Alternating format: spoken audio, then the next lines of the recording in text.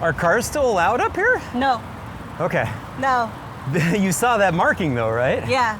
That's interesting. So Yep. they're not just using that terminology for areas where it's shared with cars. Right, yeah. It's just actually- that, like, this is the street for bicycle priority. But yeah, no, cars aren't allowed up here. Yeah. That's an interesting clarification. Here's the transit stop. Yeah, and this Here's is the the bike bicycle parking parking. for the Yeah. train station. Very nice, nice indoor, centrally located. Yeah, they also have bike rentals and a service Okay. station in there too for visitors who come. Nice. Should we go? Here, let's do a loop around and then Okay. we'll come back. Okay.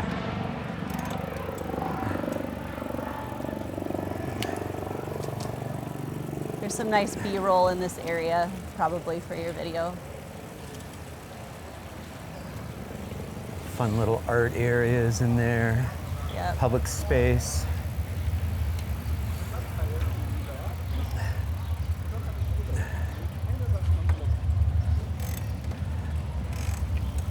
Hey, let's pull over real quick and talk Sure. about that intersection. Yeah. Very much a Dutch style, I am. raised to at some level. You'll see that. Is this street here? Is this shared with motor vehicles, or is this still bicycle only? So it was shared with motor vehicles up until like a couple of years ago. Okay. And now it is no longer. Okay. Just this T here. So, Yeah. but cars have to turn Oh and yeah. turn around here. And they have to get into that parking lot over there. Right. So there is that ability, and then it's no longer they can go Correct. that way. Okay. Yeah, so past the red sign there. Yeah. So the reason why I wanted to focus in on this particular intersection here is it's a raised intersection. So this is raising up. You can see the ramp over on the other side of that sign for motor vehicle drivers, and you can see for people on bikes too, you're coming up.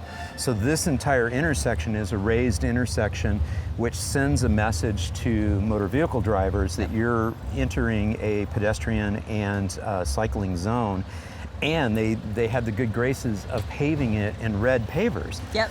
So they're channeling a little bit of that redness that the Dutch use in their street design when they are wanting to send that message that you will likely find and see a person on a bike here. And so I thought that was a rather interesting little nod to that, and the fact that they're starting to use red, bright red, in some of those crossing areas. It's Yeah. kind of an interesting little treatment. It is cool. You just missed it. A car came through there and it was a student driver and he was getting yelled at by the instructor. Oh, perfect, perfect. Yeah. Oh, that's probably Yeah. best not to call him out, the poor guy. Yeah, yeah. But it was really funny because I was Yeah. looking and I go, well, what are you doing? And then Yeah, I looked yeah. and it's a car plastered with like driver learning, yeah. blah, blah, blah. Yeah, and he was getting his earful. Yeah. No, but it is Yeah. nice Yeah. because places like this area of Stüdlinger, it is so dense. Yes. It is so dense. And, you know, it is interesting. Like the speed limit says 30, but I don't think functionally people really go that quickly through here because Right. there's so many things that you have to be cognizant of. Right. People, bicycles, parked cars, people coming in, people coming out. Yep. That I agree that the raised intersection like that really does send a nice message of people to be really conscious of that this is a major crossing point, especially being this close to the Blue Bridge. Right. And like as well, like this bridge here, this is the S-Bahn bridge and the bridge that goes to the Hauptbahnhof. Yeah. Yeah. Cool. Thanks for that little intersection talk. Nah, no worries. Let's maybe do the Dreisam bit. And then if you'd like to stop for a little break, I know of a great cafe that's right on the water. Okay. Maybe we could hang out there for Yeah. a little bit at the end. Ah, look at this street here. This is going to be fun. Yep.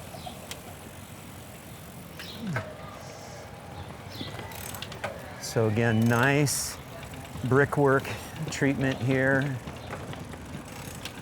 Yeah. This is nice slow street environment. Just for us, for people, Yeah. just for people. Yeah. It's a nice, accessible streetcar place too, because everything is 0 step. Yeah. Here's another, by the way, of the like electric Yeah. City. bike. Tschüss. Two of Fantastic. them. Yeah, 2 of them here. When we talk about accessibility too, Sure. one of the concerns that I do have on streets with pavers like this is, at least when they're the traditional cobbles, they're a little harder for people in wheelchairs, and even for moms pushing strollers. It's kind of a rough surface on that. Having just done your video on accessibility, any thoughts on how cities can maybe rethink how to have that balance between having pavers being used to send a message to people that this is kind of a historic area, but it's also a place where people need to move slowly, but at the same time, create a smoother environment for accessibility purposes? Sure. So I think examples like that really go to show that, at least in my mind, that oftentimes there isn't a perfect solution. Yeah. But you're trying to make the best informed decision you can based off of the constraints. Yeah. And a lot of the evolution of urban design has followed that trajectory. So for example, when they very first started doing curb cuts to try to help people who were in a wheelchair be able to get down in the curb, down off the sidewalk and to cross the street, that was wonderful. Yeah. But then they realized that now they've created a problem for people with visual impairments, because now they've lost the physical line that used to tell them, I'm leaving the sidewalk and now entering the street. Right. So then, the urban planners decided, okay, now we're going to put in these tactile, here, we'll cross here and go back. Sorry, really quickly, you wanted to see it? This is the new City Hall. Okay. It is net zero design. The whole building is covered with solar panels that turn during the day. Yeah. To use sustainable design construction. Right. So the original Rot House was actually that building that you pointed out when we were in Old Town. You said, oh, look, there's a little glimpse of the old architecture. Yeah. That's the old city office. And in the early 2000s, they moved out here to Stuhlinger and built this building, trying to, again, be the model of sustainable green architecture. I believe, don't quote me on this, but I believe it was the first LEED Platinum building done in at least Baden-Württemberg, if not in Germany, the first civic building. Okay. But again, the Freiburg administration really wanted to send a message from a city administration level that sustainable green design, green building, green solutions, that this was what we wanted to be known for. This is who Freiburg is. Right. And chose to make like the biggest civic building the most sustainable, which is great. Love it. You cannot go straight. You're gonna have to turn. You're gonna have to turn, dude.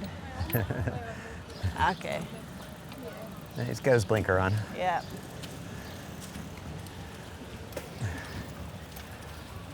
Well, I could tell they're not from here. Yeah. That's like the one really good thing about the license plate scheme, is you know who's a local and who's not. Oh, yeah.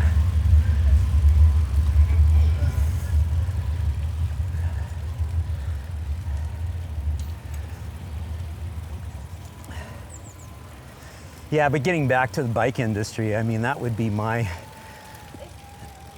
goal if I were to be able to influence the bike industry writ large on an international scale, is build more options for just everyday bikes that are comfortable, upright, get around town, feel comfortable riding at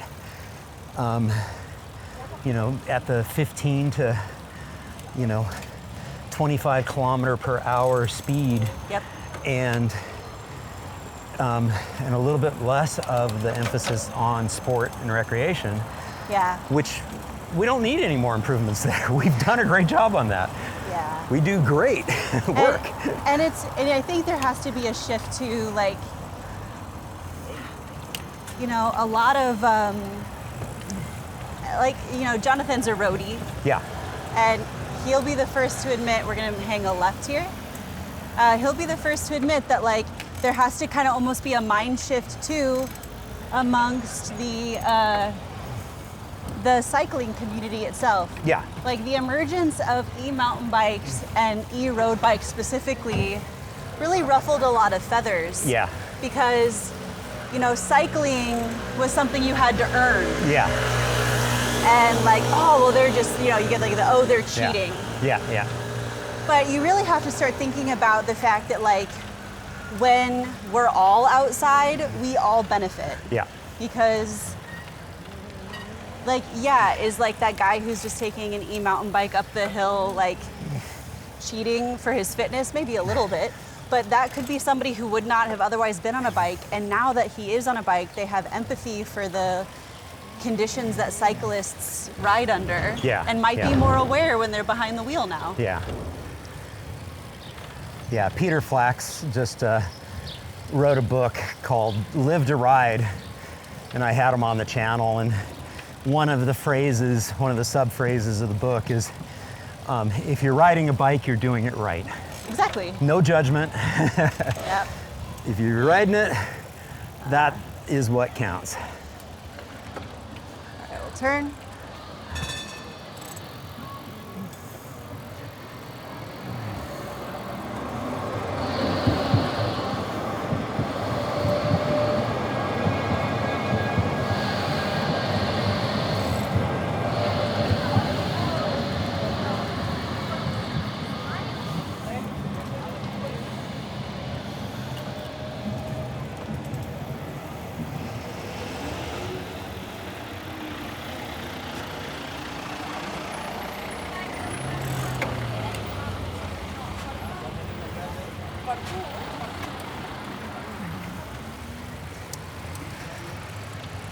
So this big intersection, not this light, but the next light, is the start of the red cycle crossing bike lane that I thought you might enjoy seeing, because it will probably remind you a bit of the Netherlands in that regard. You can already see it up ahead. Yeah, yeah. This will probably be more analogous to like the green bike lanes in the United States, Yep. where they do the green paint over, Yeah. over the intersections. So. And it's a cool intersection too, because this intersection is not just a main thoroughfare for bicycles, it's also a streetcar crossing, Yeah. as well as a major intersection for road crossing. Yeah. So this is one of the big exchange points in the city. Yeah. And you can see how they've been able to handle it. One of the big nasty ones. Yeah, one of the big nasty ones, right. Yeah, because this is a Bundesstraße, which is not quite an Autobahn, but close. Okay. Yeah, and you can see the clear delineation on the pavement, the pathways. Yeah.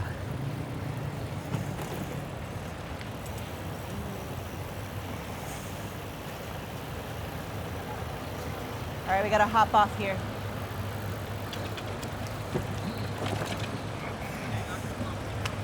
All right, down here. And back on.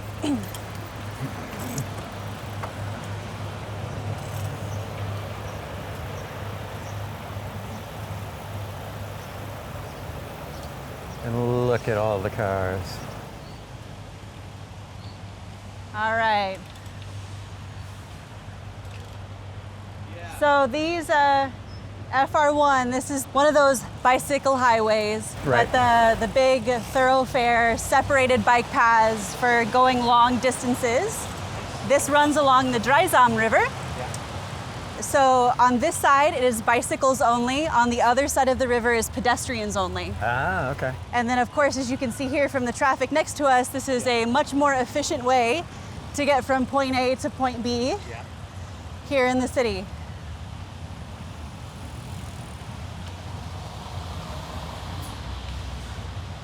I kind of secretly love the fact that like you're on this bike network and you're just whizzing past all the people stuck in traffic. Yeah.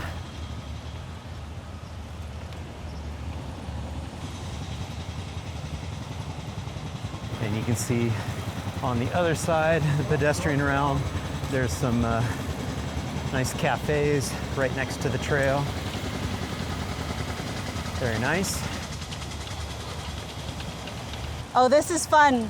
They redid, I don't know if you can see this down by the water. Maybe we'll stop here for a second and pull over here on the side. This is a cool example of what's good for the environment can also be really awesome for people who live in the city as well. The Dreisam has a type of either trout or salmon. There's a local fish that needs to swim upstream every year. And so one of the projects that the city took on recently was redoing the Dreisam River to help the migration of the fish. And what they did is they created the stepped areas where the fish can work their way upstream. And what it also is one of the most popular places for the locals to come and take a dip in the Dreisam. Yes. And in the summertime, when it's really, really, really hot, every single one of those large stones in the middle of the river, there are people sitting there and sunbathing and having a few drinks and having lunch, and it's extraordinarily popular. It's a cool place. Yeah, what a cool place. Would it, on high water days, would it be okay to raft it? People do raft it. Okay. Yeah. Nice. Yes, Nice. you can. Yeah. Wow. Yeah, we've got some people sunning themselves over there on that side. Yeah. I love features like this, and I love features like this that you can, access through a bike trail and a walking trail. Yeah. I also noticed on the other side, on the walking trail side, there were a couple of wonderful trailside cafes there. There are. And that's, again, a great thing for cities to try to aspire to is when you look at your recreational facilities, don't just think about them solely from a recreational perspective. Think of them as opportunities for bolstering a community and businesses and development and trailside businesses and trailside living. Yeah, they're meetup points for sure. Yeah. And as we travel up the Dreisam River too, you'll see that they've also built in some wading pools into the river too for people to swim. Yeah. But also, German culture is quite a bit different than American culture. You can drink in public in Germany. Okay. So it is 100% legal to bring a beer, pop open a beer and enjoy the beer in the river or pack a picnic with a bottle of wine. Yeah. Totally allowed here. Yeah. It's also a lot more liberating when it comes to being nude or sunbathing. Right. Something that took me by surprise, the very first time I came here, it was in July. Yeah. So hot. And so naturally, with so few places that have air conditioning, everybody comes to the Dreisam to cool off of all ages. Yeah. And it is totally common, and no one bats an eye, that if you bring your kids to the Dreisam, you just strip your kids naked and let them go play in the river. Yeah. And that's just what you do. Yeah. And as an American, I was like, what is happening right now? Everybody is just naked in the river. But I think it's a really cool, low-tech way to provide these cool-off points, obviously, but also it's a lot of fun, and this is something that is so Freiburg. Yeah, and it's not easy for us to communicate the fact that on YouTube here that it's much cooler where we are now. It is. We're in the shade, we're near water, we have a cooling effect on a very, very hot day. Yeah, absolutely. It's a good 5 to 10 degrees cooler down here by the river than it was by the Münster in that, the marketplatz, which is great, but it's a lot of stone. It's a lot of stone, a natural oven where the temperatures really rise. And so the fact that you're only just a few hundred meters to come right here into the very center of the city and cool yourself off. Yeah. It's the same effect of why they have the Bächle that run through the city. The water comes here from the Dreisam. Yep. That helps to cool down the city as well. Yeah. And obviously when we just dropped down to this pathway and we had the motor vehicles off to our right, in that area you really saw that heat island effect. There was the noise pollution effect. Now it looks like we've got construction over here to the side of the path. And we just have the sound of the water, and it's so soothing. So Yeah. that's the other aspect of it. A big debate right now, though, I should warn you here in Freiburg. So this is the B91 is the name of the street. So this direction here heads westward. This direction, when open, heads up east. A big discussion that's been happening for decades in Freiburg is there are a large group of people who are advocating to put a tunnel so that all of these big semi-truck traffic that have to come to the city don't need to anymore. The only issue is that Freiburg, much of it, especially where the B91 runs, sits in a valley. And you cannot simply just tunnel through the roadway. So the proposal is actually to tunnel under the Dreisam River. Ooh. They want to build a tunnel that's lower than the river to move all of this traffic of all these people who are coming from the high Black Forest to either head down to France or to Switzerland. They want to, but it's a double-edged sword, and there are people on both sides who are very passionate for or against. Unfortunately, the cost is an incredible factor that has kept them from doing it for, like I said, decades. They've been talking about it. But the pollution that you get from a lot of these really large trucks, the noise pollution, the air pollution is a significant concern because of how dense the city is. Right. Yeah. So, yeah, I don't know. I don't know how I feel if I'm really for or against at this point because I understand the environmental impact, but Yeah. It's usually when there's like a for and against of a this or a that, there's almost always a third way that is a probably better and more feasible way. Yeah. And sometimes it just takes time. It takes more of those decades to go by and the cost to continue going up and realizing that, you know what, that third way probably is the way, whatever that is, because we don't know what it could be and what it is. You know, we saw some of the bigger trucks, you know, some of those are internal combustion engine trucks. Many of those are going away in the EU anyways very soon.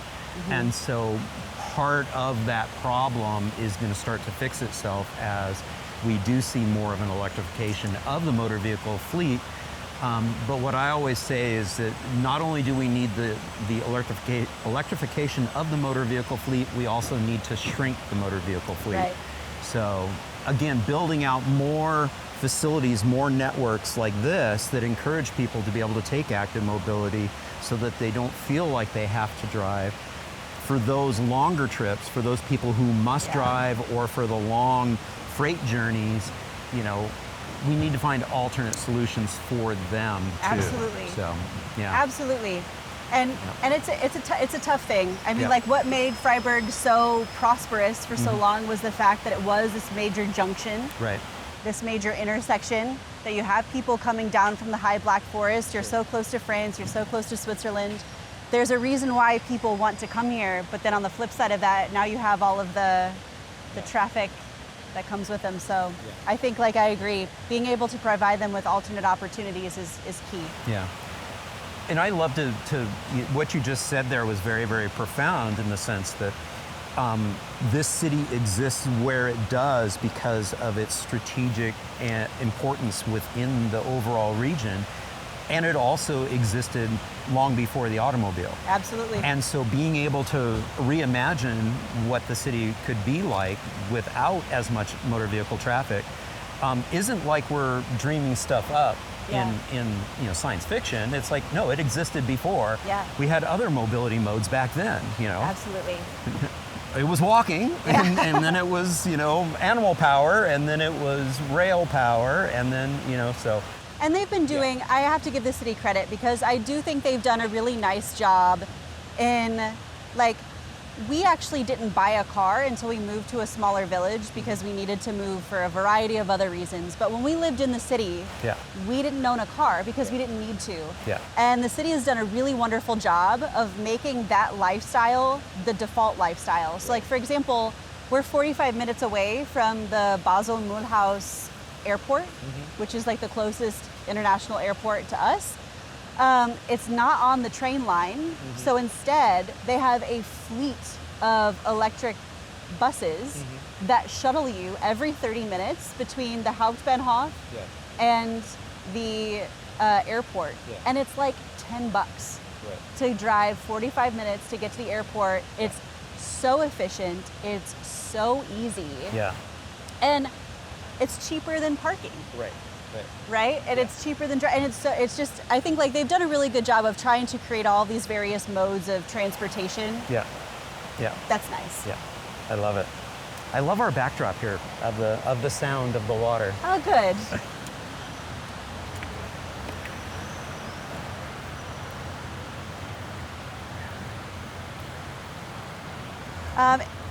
It does get a bit narrow up here. We may have to ride single file. Not just yet. It's when we go past the brewery, but you'll see.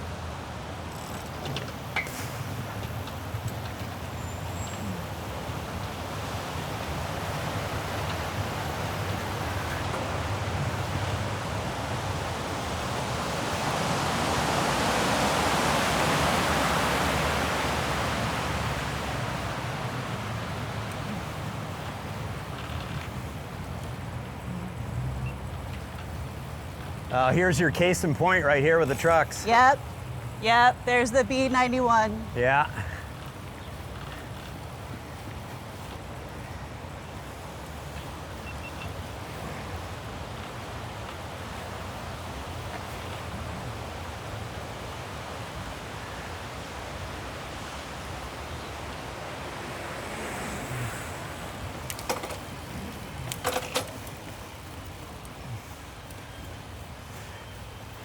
And for the most part, they're flowing through. They're not stopping in the city.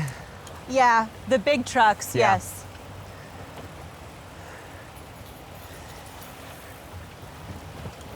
The B91, it's like the big Bundesstraße that will take you up to Donaueschingen, Villingen-Schwenningen, some like medium-sized cities that are up in the forest. Yeah. So there's a lot of like through travel. Yeah. Because your only alternative, if you want to just take the Autobahn, is you have to go all the way north to, oh gosh, what is that town? It's either Mannheim or it's really close to, wow, my brain is really like struggling today. But you basically have to go north for an hour, and then you cut right and go over to Stuttgart before you finally catch another Autobahn that'll then take you back south again. Yeah. There is no real Autobahn that cuts through the Black Forest because it's so hilly. Yeah. All right.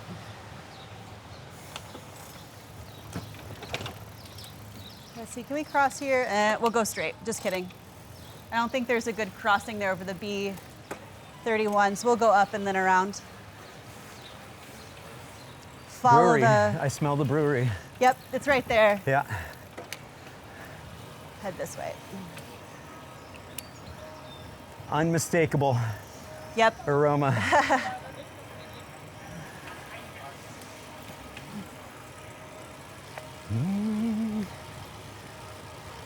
Well, I'm glad you're getting a nice, we'll turn right here, getting a nice little tour of the city. Yeah. I really, really love this town. The people here are great. Freiburg is such an amazing place to live.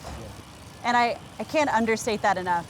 There's something about the culture of the people here, the vibe of the town.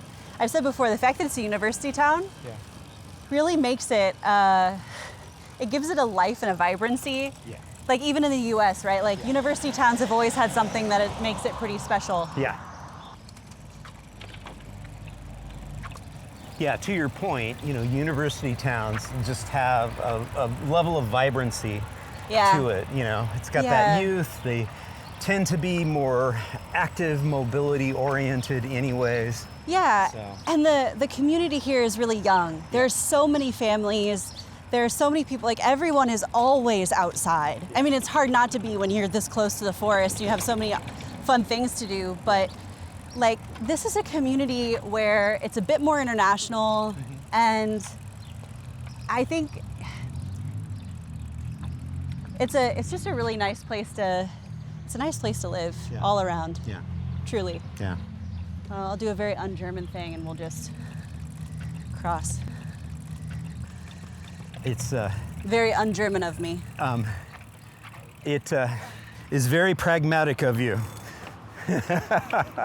Well, right, we have to look. Part of my streets are for people mantra is that it's really insane to treat people walking and biking under a set of rules that really is designed to prioritize the fast and seamless movement of motor vehicles at the expense of our lives. And sometimes, you know, it just makes way more sense to proceed when safe to do so. We're starting to see that in the shifting of laws too in the United States, where like the Colorado safety stop law has been employed, where you treat a stop sign like a yield and a stop light like a stop sign. Well, there you go. Yep. Yeah, the Rexvor links that we have here in Germany took me a while to get used to. Mm-hmm. The fact that traffic, like here. Mm-hmm. Oh, good. Technically, he has right of way, but Yeah. he yielded to us, which Yeah. was nice. Yeah. But yeah, it's something like we don't have four-way stops. Yeah. Instead, you have that Yeah. situation. Well, and actually, I despise four-way stops anyways. I hate stop signs. Yeah, these I are- would much prefer to see that slow street interactions like that are just handled at slow speed. Yep. And bikes and peds are always given priority, which I think is the way to do it, because then at an intersection like that, he will obviously, you know, slow down because Yeah. we're the more vulnerable user. Absolutely. We can't stop and start the way a motor vehicle can, and therefore it makes far more sense Yeah. to have this be well, it kind of is, a bicycle priority street. Yeah. What's our marking here? Fahrradstraße. There you go. Boom. Yep. So we should have had priority. Yeah. Well, so here's the fun bit. Yeah. Do you know the history of these? Uh-uh. Okay. So these places here, these are known as like a Gartenverein, Oh, which are is these like gardens? These are all gardens. So obviously, Nice. when you have a society Yeah. where such a high percentage of the population lives in apartments, not Yeah. everybody has access to a garden space. Right. So instead, you have the option of joining a Gartenverein, which basically just means, like foundation Right. of gardeners, and you can buy a little plot. I love it. And yeah, this plot's yours. You can grow vegetables, you Yeah. can have flowers. Many of them often have like little huts that they put in them. Yeah. And they'll hang out there during the day. They'll Yeah. like have a little barbecues. Yeah. You can't live there. Right. Not supposed to That- live there, folks. That is verboten, Yeah. as they would say. Yes. But it is cool because like a lot of places too, like if you have kids and you live in an apartment building, Right. I've seen a ton of them where they have like trampolines set up for their kids. Sure. And they'll have like a swing set for their Yeah. kids to play in Yeah. while the parents garden and Yeah. do whatever, like right there. Yeah. So Yeah, these are fantastic and great. Again, opportunities within the city to get a little nature therapy, get some green space. Yep. Yeah, I love it. All right, we're almost there. Here's another one of those bike counters for you. Yeah. Yeah, very good. Nicely done. So we're actually on this street right now. We are on top of a tunnel. Okay. So that tunnel I was talking with you about with the B31, there is a tunnel at this point forward until you get out to the extent of the city by Littenweiler. Right. There just isn't a tunnel once you get towards Old Town. Right. Because it's too precarious with Right. the buildings and the proximity to the river. Yeah. All right. Again, lots of kids out for an outing. Yep. All right, and it's right here on the left. All right.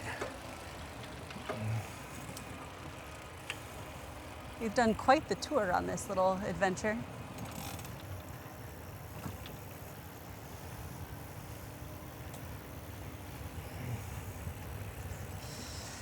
Do you guys have these in Austin now? So like these are Grüne Flotte. It's a like rideshare program. Do you guys do those in Austin yet? Like car share, rideshare, all of these? The history of rideshare, car share in Austin is one of, they've come and gone. Okay. So. Oh, yep. So they actually have, we can't go in. They actually have kids there today. Oh, okay. They're learning. Okay, cool.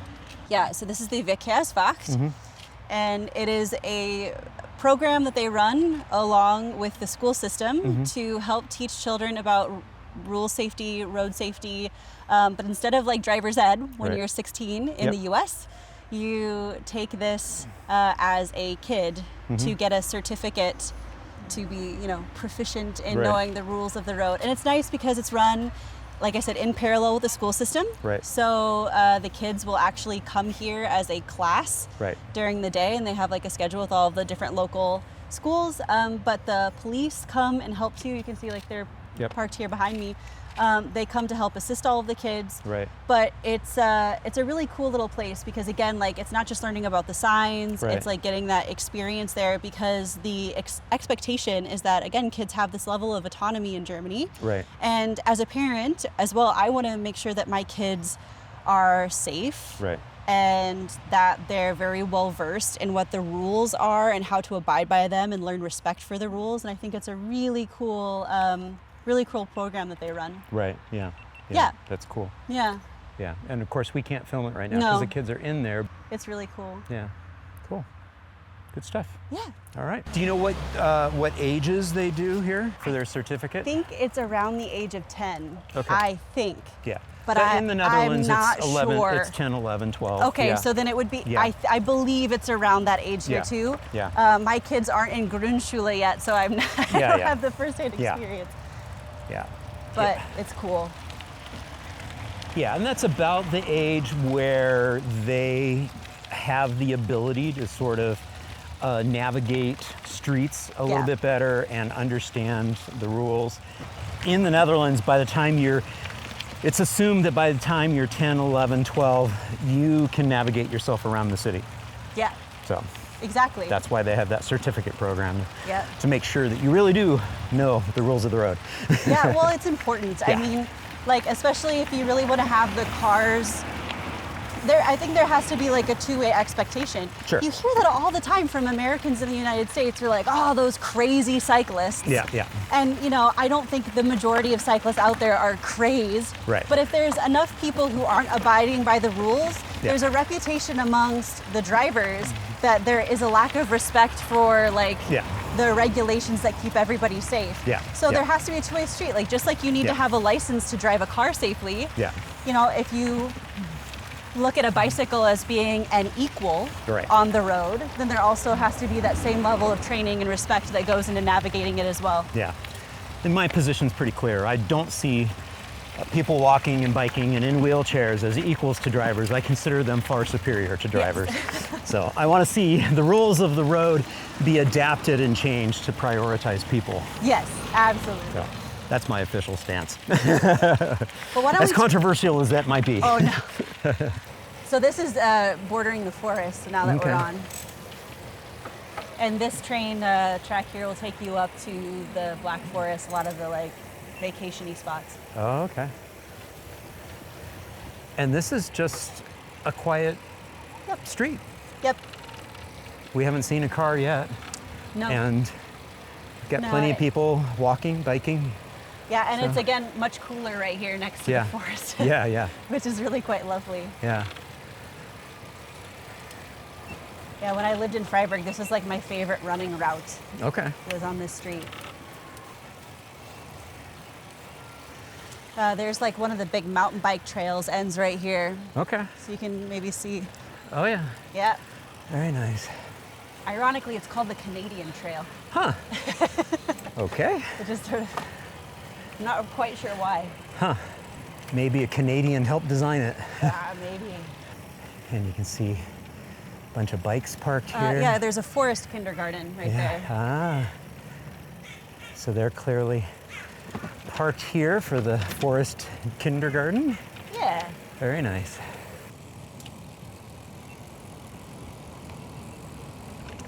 we'll go straight here. All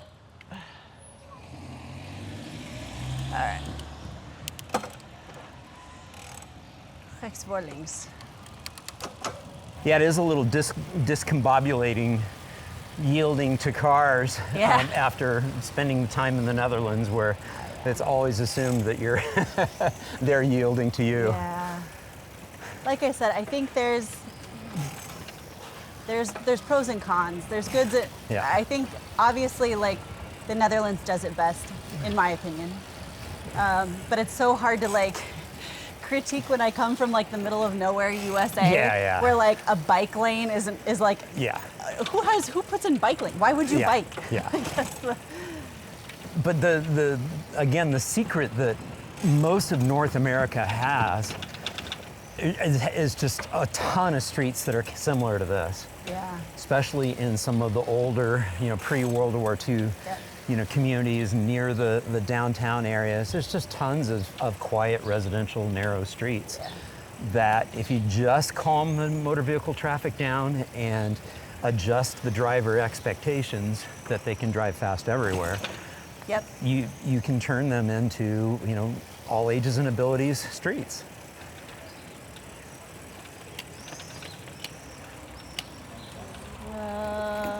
No, I think we go straight. Trying to remember where I am. I don't Wherever think, we are, it's beautiful. Look at Oh, this. yeah. What a I think gorgeous that- I street. don't- That was Dreikonigstrasse. That might have been where we needed to turn. Okay, well, here's another one. We'll go up one more, and if Okay. I'm wrong, yeah, I don't think we're there yet. Okay. I think that's the street. Anyway, I move out of the city and I lose all my bearings. You lose all your bearings. Yeah, this was like the Wilhelminen period, a lot of this architecture over here. It's still like this is one of the more wealthier neighborhoods to be in Freiburg, Right, because you're like so close to Old Town, but you're not. right. Hence, a walkable, bikeable community. Let's go up again. Is that it? What's this one called? Just lost my Hildestrasse. Maybe. Yeah, whatever. We'll make our way around. Yeah, let's turn here. Okay.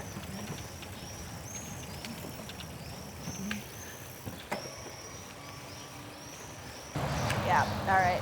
We go right here. Okay.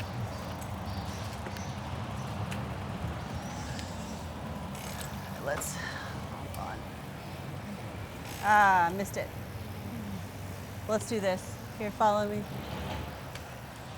Ugh. We need to go that direction, which you can if you're on a bike. So we kind of need to like, Should we walk let's it? just walk it, yeah. Or wrong way, cycle it. Like that gal. Yeah, we'll make sure. Well, here comes some bikes. Let's let them go by first, maybe.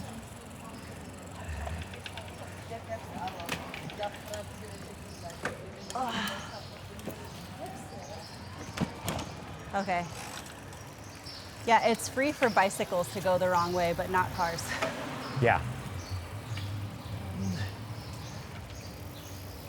That's another one of those things that's really, really hard for North Americans to get their heads wrapped around.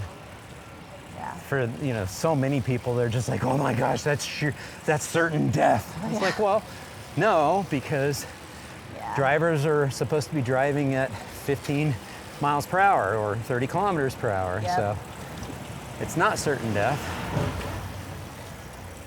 If people are actually driving that speed, then the collisions are completely avoided most of the time. So this is the intersection again with the B91. Okay. So we were just there where there's the construction. So one direction goes this way, the other comes. Yeah, and here's our little center attraction in the Yeah. middle of a messy intersection. Yeah, we'll have to go single file again once we come up here. The bike lane gets really small, unfortunately. Is it riding up on the curb there? Is that what we're No, doing? we stay on the street, but Okay. then it's like single file like this. At that point, yeah. These are the types of environments too, like where the numbers of people cycling sort of defy the infrastructure that's currently on the ground, and then the masses, demand for more, like you were saying, They take over the space, they protest, and they, push the powers that be and the status quo to start changing. But change takes time. Yeah. And unfortunately, this is like one of the really older places where they struggle. Yeah.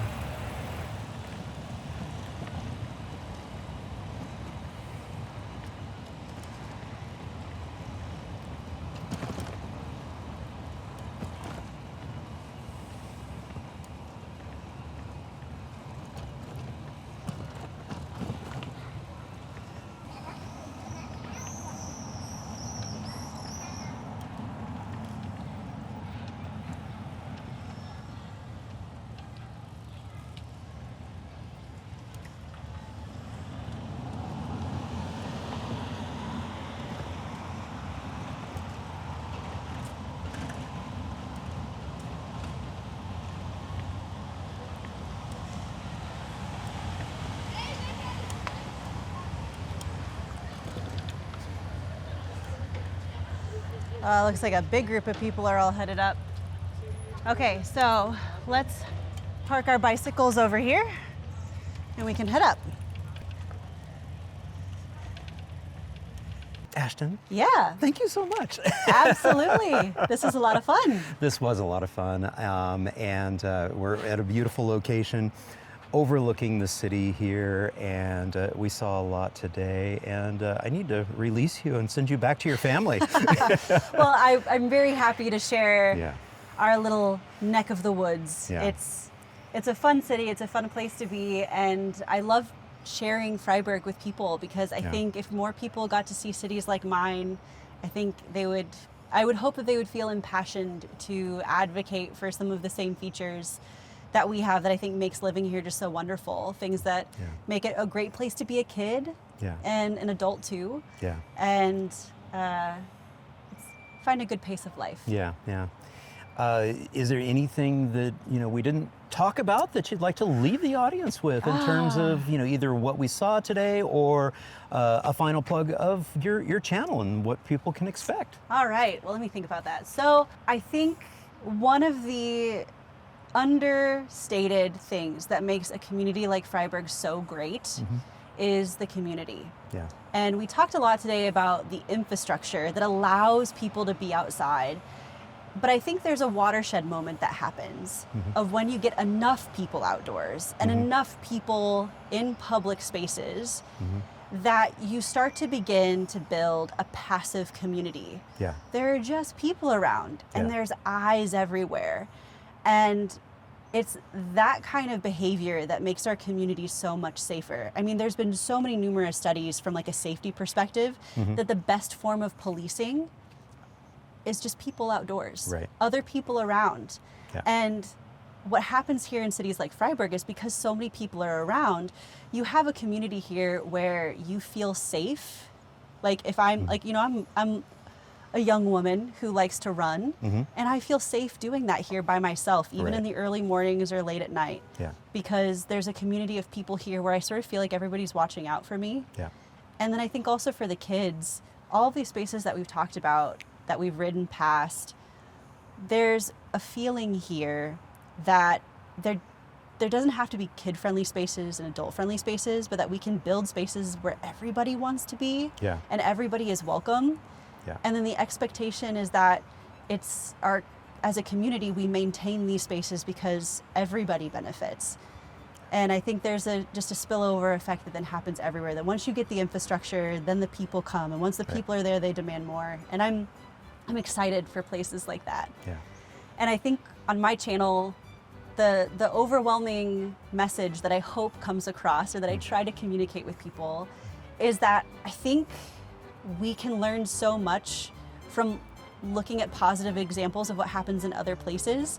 Like, nothing is ever done. Right. I mean, Freiburg isn't perfect. There are places that we could definitely improve upon. And I think it's just being open to listening and open to learning about these things. And having a nice exchange of ideas. And I hope that I can be a little piece of that puzzle in some way. Fantastic. Thank you so much. This has been Absolutely. great. Thanks, Yay. guys. Boom. And a huge shout out to all my Active Towns ambassadors supporting the channel via YouTube Super Thanks, Buy Me a Coffee, Patreon, as well as making contributions to the nonprofit. I could not do this without you. Thank you all so very much.